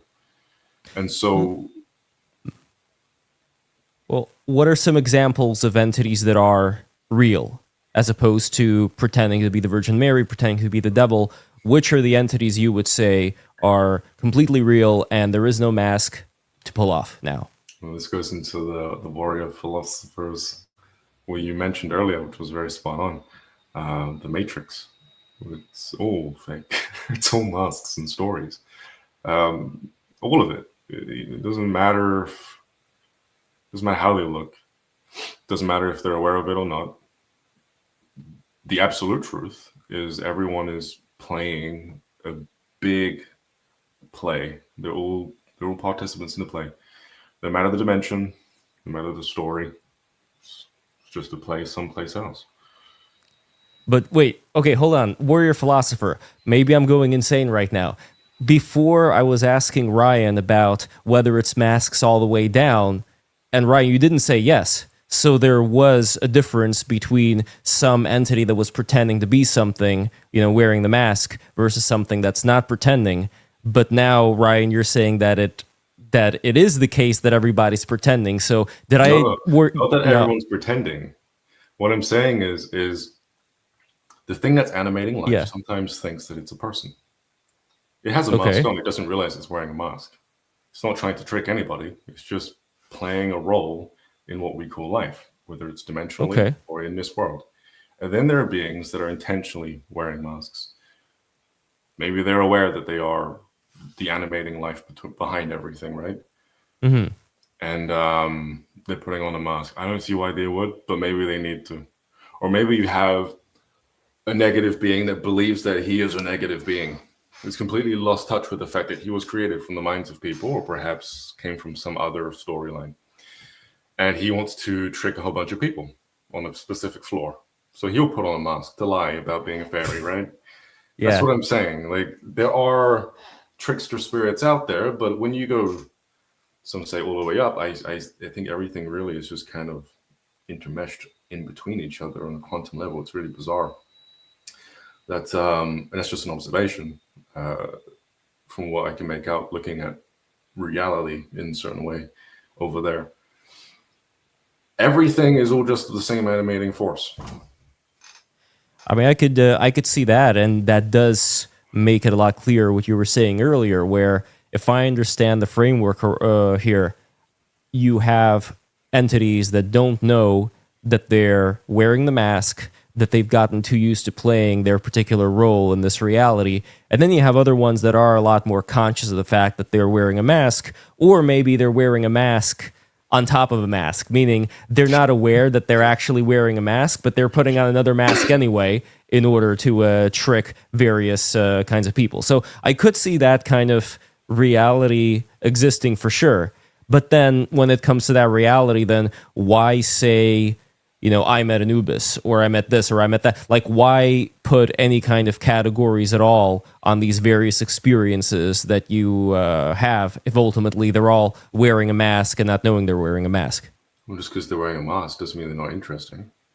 They wore a mask for however long and had a whole bunch of different experiences. Some people might want to know about that, No, that's an interesting point. So I don't know, Warrior Philosopher. I think that this clears up a lot of the questions that I had earlier, but where do you factor in on this now? Yeah, I guess I could sort of conclude my general feeling. And I guess my issue with this is it almost in some ways feels like a no true Scotsman situation. Well, there's these different individual experiences which are supposed to inform our understanding of astral projection, and a lot of both the descriptive and prescriptive that we get out of it is not derivative on any sort of observe. It's like it's all from a specific person's experience. It becomes very difficult to say anything about it or make any sort of claim about it. And in fact, under this framework, I don't think you can really make a claim. The only claim you can make is, all right, see for it yourself, and then discern whatever you derive from that. Which in some ways it almost feels like a solipsism, because it's like only through your experience can you describe it, which is fine. But when we use words like absolute truth, it just seems a little bit difficult to have absolute truth, but then also say all these different individual experiences, and then saying, well, we can't exactly put it into words, all this and that. So then it seems like we can't make any sort of actual claim of what this is other than a feeling, which is fine, but we do have to sort of reduce it to this very wide umbrella of what falls under astral projection, which to me seems like largely just about one's experience and how they sort of extrapolate that. And maybe our words do us disservice when we explain it, but like I said, it seems like a no true Scotsman situation where there is no real definition for these things, and it's all based on individual experiences with this. And from that, I guess my last thing I would sort of say is, to me, because we can't constrain it into any sort of explanation that's going to have something like observable, something that you can test, then it does become very much, like I said, individual, in which case I could probably say, well, it could also just as easily be the material explanation, right? There doesn't seem to be any. I'm sorry, I'm not saying that multiple people can't experience the absolute truths, come together and validate their findings. They have and can do that. I'm also saying that people can have their individual perspectives, and sometimes it's easier to have a person make sense out of things if they just go to see it themselves. You say makes sense. What is sense? So be aware of it from this space that I'm talking about, that isn't analyzing, but being aware of. There's a way, I wonder if maybe, I don't want to cross any lines. There are techniques to help a person tap into this space of perceiving reality, not with the brain, but with their field. I swore I wouldn't teach anyone how to do that, but there is probably a way around it that you can test for yourself. And I wouldn't say take your own findings and say that's concrete, because you're starting from, I don't know where you're starting from. I don't know if you've done this before or have played with anything like this before, but maybe you could try something along this line. And after about a week of playing with this, look it up and see what a particular symbol means, right? Now, you're a philosopher, so you've probably come across a lot of different types of symbols, which might be a little difficult here to give you one that you hadn't seen before. But have you seen Tradox or Tradica? I don't think so. I can look it up, but it doesn't sound familiar to me. Okay, so Tradoc is basically, it's a word for like steady gaze. They do it in India, they stare at a candle. but there are specific symbols, certain things that you can stare at. And if you stop thinking and just look at it, what will happen is, if you look at it long enough, you'll start to receive through the field of that symbol information. And it should start to give you a story. Now, you will know when it's subconscious or when it's not. Usually the information in the field of the image that you're looking at is trying to teach you something. And it might show you something from your own life as a way of telling you something. But it should be quite clear what's a projection from your mind, like what it's reaching out of you, and what is actually coming from the symbol itself. Now, this is based on the idea, the understanding that geometry has a consciousness. And it's actually pretty easy to understand in terms of quantum physics, like field perception. Fields themselves, a field is based, you know what a quantum field is? In so many words, yes. Yeah, so a quantum field is basically a field that allows a series of particles to arrange themselves in a specific order, right? So there's a level of intelligence there that's just keeping that field in place, allowing those particles to stay where they are. And if you move something like this cup, you're now ultimately affecting its field in some way, changing its position in space. And this kind of field is pretty basic. However, if you decide to look at something like the Sri Yantra, do you know about Sri Yantra? Of course. Over here. Mm-hmm. If you decide to stare at that in the middle for a while, what will happen is the field that's allowing that image just to exist will start to reveal within itself layers of intelligences that you're not actually putting there. And at first, you might be like, well, something comes up, that was just my mind, sure. But if you keep sitting there, it gets stronger and stronger and stronger. And again, the only way to make it happen is to stop thinking. Because if you think, you'll make up your own story in your head. And when you make up your own story in your head, you'll find you're paying attention to your mind inside, not the information that's coming in. You have a clear perception of information coming into the brain, not sitting in your brain generating information. So it's a way of steadily opening yourself up to a kind of language that isn't influenced by your own bias.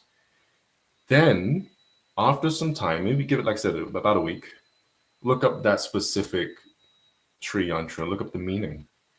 No, don't go into a bias, like, I know this is wrong, blah, blah, blah, this person's saying this, and that's not what I experienced. No, keep looking and try to find patterns between dozens and dozens of people. Then look into the history of that yantra, and you might find that what you actually experienced was the original message hidden within its field.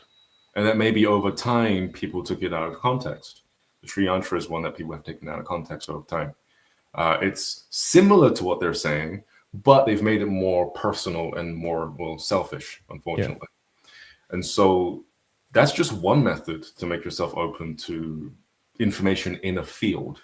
It's all about extracting information out of fields. When you can do that with your feelers, then you'll get truths about reality. And you can apply the same thing to people too. You can feel into their field, you can get their history, see their memories. And you'll tell them, was you here at this specific time with this specific person? Like, what the hell? It gets weird. And this is when you go into those, you get into that side of the internet, especially like the Russian side of the internet. The Russian side is very interesting. Where you're watching. I'm actually from Russia originally, yeah? Which is why the things that you're talking about right now, I'm going to counter Warrior Philosopher a little bit and say, yes, at least in my personal experiences, what you're talking about with the Sri Yantra, when I started to meditate, and this is, not with the use of drugs and all of that, this was, in a pure sober state, you start to see this field with the white light in the center, and this white light has all of these, you could say, lines that emanate out of it, just like you can imagine perspective lines all meeting up in the center, right? And then you would have various shapes that are created from the interplay of lines and circles together. So you would have the triangle, you would have like the shape of dots making a little smiley face below that third eye area. You would have a lot of waves that, go like waves do. with the line in the center of those waves, kind of like the dollar sign, you could say. And then it gets even more advanced. And I find that this happens when I start combining different colors together. So usually I would see a lot of blue and a lot of purple colors, and they usually come as like these, kind of cloudy formations. But then if I pay attention to how they are, it's all lines and circles that are spinning at incredibly fast rates that I'm able to then manipulate. And once I start making like primitive letters of the alphabet with those blue and purple hues, all of a sudden my third eye area starts pulsating like a small motor. It starts going like that. And then I'm seeing a three-dimensional DNA helix in the center, which I am then able to manipulate, zooming in, zooming out, rotating this thing.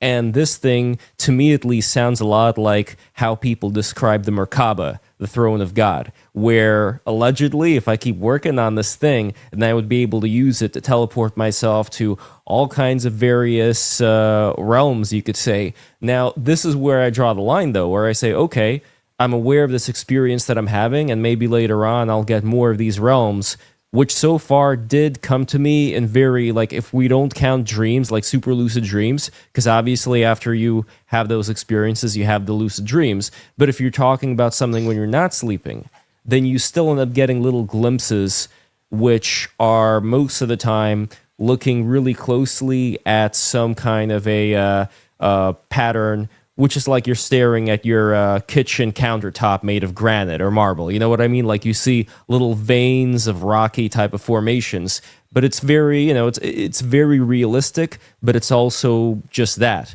And then eventually you also start to experience things like seeing yourself in bed and moving your arm. But if your arm is under your pillow, let's say my left arm is under my pillow, right? My right arm is not. I'm seeing my other left arm, you could say my astral left arm, moving, but I'm moving it in a really slow, sluggish type of way.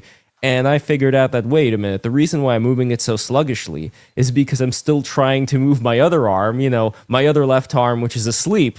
And then I noticed that in these lucid dreams, how I'm able to maneuver myself is by using my mind, by thinking about going up, going down, and that's how I'm able to fly around. So there are things that I am learning in these realms. Now, as far as the entities that I encounter, whether it is Anubis or whether it is, some other kind of entity, that's the part where right now, maybe you're right, Ryan, I would just say for myself, my beliefs are still suspended as to what exactly these various entities claim to be, because I generally think that if there is this world out there, there's probably layers upon layers of fuckery when it comes to how people are manipulated. And that brings me to the last thing that I want to discuss right now, which is perennialism. Do you prescribe to the idea of perennialism where all the religions are saying the same thing? So this is something that... who's the French guy you were mentioning, Warrior Philosopher? Guénon.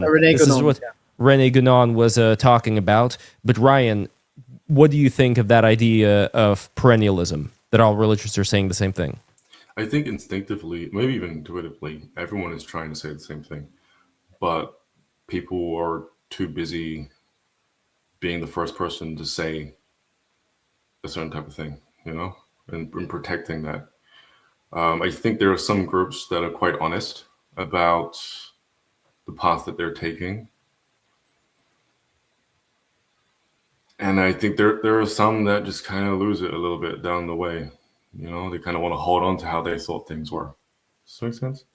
So if you look at if we're talking about like organized religion, so let's say Judaism, Islam, Christianity, the perennialists would say that all those people did exist and all those people were talking about the same thing. And do you think that that is the case or not? Well, I wasn't there, so I can't say that. Good answer. No, that's a good answer. But the reason why I'm mentioning this is because in the space of spirituality on YouTube, there are a lot of people who would go the perennialist route of saying like, yes, these beings were there, and what they're saying is pointing like to this oneness, what Christianity and Islam and Judaism is talking about. And this is the part where, for me, I'm reaching back to this idea of people getting tricked and manipulated. Because with Judaism, for instance, the Hebrews were following this pillar of fire by night and pillar of smoke by daytime. And this thing landed on top of a mountain, and it also landed during the times when they were walking around with that what do you call it, the mobile temple. I'm trying to remember the name of the mobile temple right now, but anyway, they had a temple that they were carrying around, while they were in the desert, and supposedly this aircraft landed down there and it landed on the mountain. And so to me that sounds an awful lot like a UFO. It does not sound like the God who created everything. Same thing with Islam, where you have the Prophet Muhammad being somebody who didn't know how to read, didn't know how to write, and was given all this information about the Quran telepathically by the angel Gabriel. Well, why should we think that this is the angel Gabriel that's giving a guy who can't read and can't write information? It may be some other, trickster alien entity, or it could be one of these so-called gods, these higher ability having human beings that were able to manipulate us, going all the way back to the time of the Anunnaki, the time of the Sumerians, and even before that, allegedly the time of Atlantis. So at least the way that I'm looking at it is like Jason Giorgiani's perspective, that we have been manipulated by entities who can trick us, and even if we are having certain abilities like going into the astral realm, we just have to be really, really careful, which I'm not finding that many people within the, I guess for lack of a better word, spiritual community as being, where a lot of them, unfortunately, I find they do lean on the idea, well, this must be the voice of Jesus, or this must be, you know what I'm saying, right? Like, that's the thing that I really have the biggest issue with when it comes to the spiritual community, and it doesn't seem like you're going in that direction at all, Ryan. Like, to me, it seems like you're somebody who is aware that there are all these different masks that are being worn by certain entities that may forget that they're wearing a mask, so on and so forth, but your experiences have lent you to being a lot more skeptical when it comes to those areas. And I'm kind of in between that and Warrior Philosopher here, where I may, but based on my own experiences, I may lean more into the idea that these realms are there and they can be navigated. I just wish there were more things that I can experience myself that would be like a smoking gun. But anyway, any final thoughts on that? And we're going to be going pretty soon. Yeah, I actually had a falling out with a particular one that I can really remember during the podcast, because they wanted to make it seem extremely love and light. And every time I said, well, actually, you can experience this darker side over there, they would stop and say, we don't do that here. We don't talk about the negatives. And they would constantly cut me off. And I'm thinking they're going to cut that out of the interview. At the end of the day, I basically told them not to post it, because I didn't agree with the fact that they were trying to dress it up in such a way that it wasn't. And that's not to say that it's all dark. It's just like anything in life, there's going to be good and there's going to be bad. Mm-hmm. And you got to be wary of that. You can't run in there thinking that you're going to be completely okay, especially if you don't have the ability to keep yourself safe or the know-how to get to certain places and kind of step around the places that are a little bit uglier. I mean, I've gone through some really dark places, been scared, learned how not to be scared, and things leave you alone. You tend to figure out after a while what's going on in these other spaces. So someone like me is going to be way less scared, but in the beginning I was a little petrified, especially as a young kid watching horror movies, and then now having the context to put towards the thing that I was seeing over there, it freaked me out because the world told me that this thing was going to kill me. Sometimes, sure, they wanted something from me. Usually it was just energy. Energy beings want energy. They don't want your blood. Doesn't make any sense over there. Why would they need your blood? That's not to say that maybe over in the third dimensional world, there can't be some kind of a ritual where they need your blood to manifest like you see in the movies. I don't know. I haven't seen that side of life personally. But it's been less scarier to me going over there, even seeing the scary things. But that still doesn't mean, that's because people make it seem very scary on TV, that they go way above and beyond, like embellish the horror. But that still doesn't mean that there isn't risk over there. It still doesn't mean you're not going to bump into things that are alarming. It's there. You just need to know what you're doing. So being taught how to do it properly.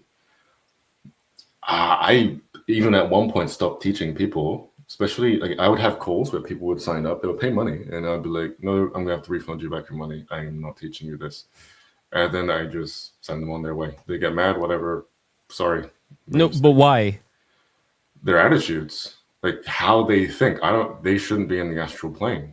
Like these are the types of people that will lucid dream about having sex with their crush. And no, like no. Uh-oh. No, there we go. You're back. The places you want to go into. Thank you very much. Because like their mind pollutes the space. That's frozen a little bit. Their mind. No, you're good now. You're good. It's like it's not a very good idea. So yeah, it's I think the people that deserve to go there need to have their head screwed on, not extremely tight to the point where they can't move their neck, but just they need to have a sense about them. A worldly sense is a pretty good one, and a little bit of common sense, and then you should be okay, given you're guided well. But, I hope so. Yeah. So, no, that was well said. Warrior Philosopher, any final thoughts from this experience before we concluded for tonight? Yeah, well, of course, I'm very open to trying these things. Again, I have my beliefs about what they are, but I'm very open to these things. And, it's interesting stuff. I'll try was it the Shriyanta, right? Or something like that. I'll try that thing. Yeah. See how that goes. As for any sort of moral or ethical ways to use the astral plane, I think for me at least, when it comes to other things outside of that, whether that's art or life, I say accelerate towards the most irrational options. So we'll see. Maybe I'm not the right person to access the astral plane. I'll cause too much. No, I don't. I think you're the right person, honestly, because you're not like a love and light hippie trippy type guy. So like Ryan was talking about before, I'm more concerned about people like that, to be honest with you, because you're somebody who actually knows things about life and death, being in a martial environment that a lot of people don't. So in that sense, I think that you would actually be a great candidate versus somebody who is just tripping on their own bliss, so to speak. I appreciate the endorsement. But yeah, well, it was great to be on. I've watched Break the Rules for quite some time, and it's about 2 years ago, I think, is when I started watching it. And I had a very small channel at the time. I had a lot of subscribers because I had one video that went viral, which kind of ruined my algorithm for a bit, so I had to rebuild myself. So I was in the rebuilding when I had like 300-400 views a video, and I was watching Break the Rules, and now here I am. So it's pretty cool. But yeah, just one of many appearances to come. Absolutely. Hey, I'm honored and be honored to come back whenever. But and same with yourself, Ryan, by the way. I would definitely love for us to do more of this. I think we've just scratched the surface right now. I'll try. But yeah, the last thing I'll say is when it comes to any sort of substantive epistemology, right? There obviously are structures that we need to have in place, whether that's nominally or even transcendently, if that's what you believe.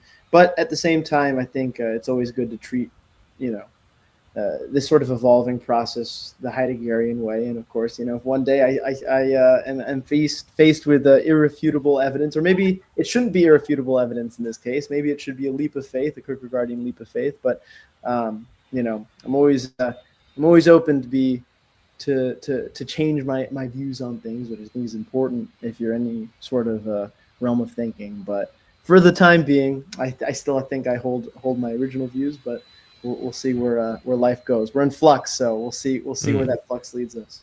We got to look at all the tests that Giuliani was writing about as well. All of these various tests that were done by McGonagall and other people like that.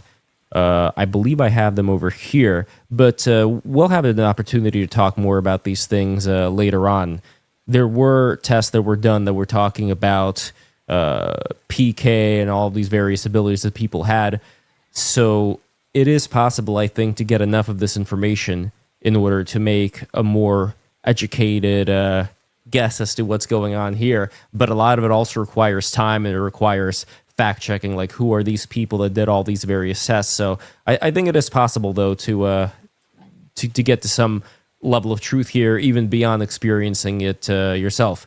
But Warrior Philosopher, where could the good people here find you? Well, I'm on YouTube, but I also have been starting to write essays on Substack, and that's Patrick Saltykov, Substack.com, wherever the hell they do things. I have links in my Twitter and whatnot. I'm on Twitter as well at TWAR Philosopher, T-War Philosopher. But yeah, you can find me there. And, in terms of stuff I'm doing, I'm trying to turn my essays into a book, hopefully sometime early next year. So be on the lookout for that. But yeah, that's where you can find me. Nice. And Ryan, where can we find you? YouTube. Yeah, Ryan Cropper on YouTube. There we go. Ryan Cropper on YouTube. Everybody, please be sure to subscribe to Ryan, the Warrior Philosopher. Both of their links are in the description. And of course, subscribe to Break the Rules. Smash that subscribe button right now. Smash the like button. Smash the bell. Everything needs to be smashed at the end of the day for this thing to grow. And there is going to be more shows coming up later on. Next week, I'm going to have a show with Dr. Giorgiani as well. That's happening, and a lot more shows that I shall reveal at a later time. So, guys, thank you. Oh, and by the way, that show is first going to be on Patreon. So, patreon.com/breaktherules. I keep forgetting to promote the Patreon, which is not good. So, I'm going to promote it right now. Patreon.com/breaktherules. Go there right now. And if you are $20 patrons, if you're in the New York City area, you get to be in the audience watching the shows live and then go to an after party that we're going to be throwing. And I've got a nice rooftop as well. So guys, go there. Thank you guys so much for being here. Warrior Philosopher, Ryan, I bid you guys a wonderful rest of your day. Take care, everybody. Bye-bye. Nice. See ya.